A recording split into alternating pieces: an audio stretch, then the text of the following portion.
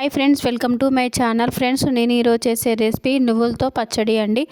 అన్నం, రైస్, చపాతీ, ఇడ్లీ దేనిలోకైనా 3 in 1 recipe చాలా బాగుంటుంది ఫ్రెండ్స్. ఇది హెల్దీ కూడా.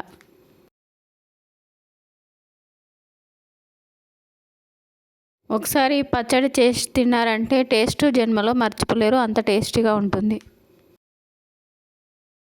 1 కప్పు నువ్వులు ఫ్రై చేసుకోవాలి.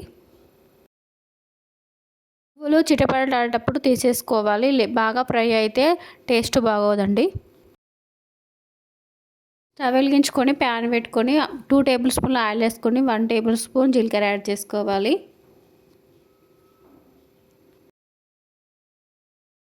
1 టేబుల్ స్పూన్ ధనియాలు యాడ్ చేసుకోవాలి.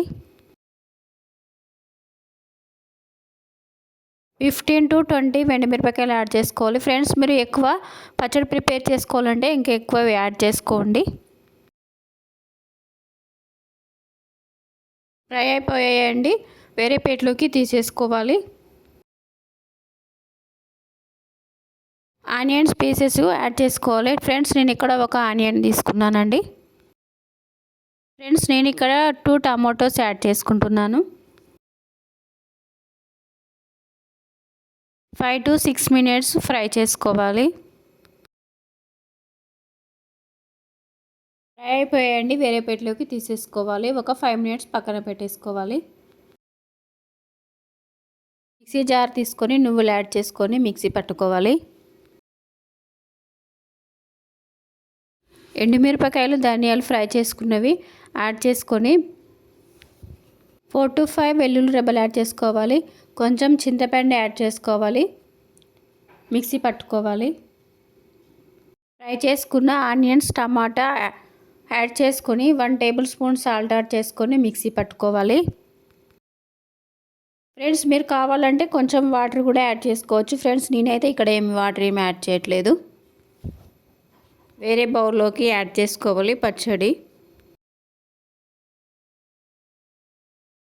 తాలింపు కోసం స్టవ్ వెలిగించుకొని ప్యాన్ పెట్టుకొని 4 టేబుల్ స్పూన్ల ఆయిల్ యాడ్ చేసుకోవాలి.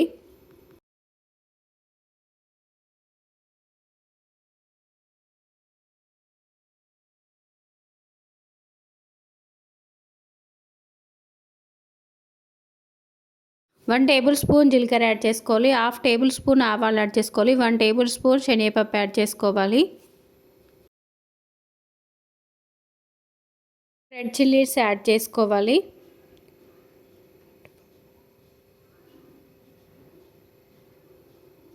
4 to 5 వెల్లుల్లి రెబ్బలు యాడ్ చేసుకోవాలి. 10 కరివేపాకు లీవ్స్ యాడ్ చేసుకొని బాగా ఫ్రై చేసుకోవాలి.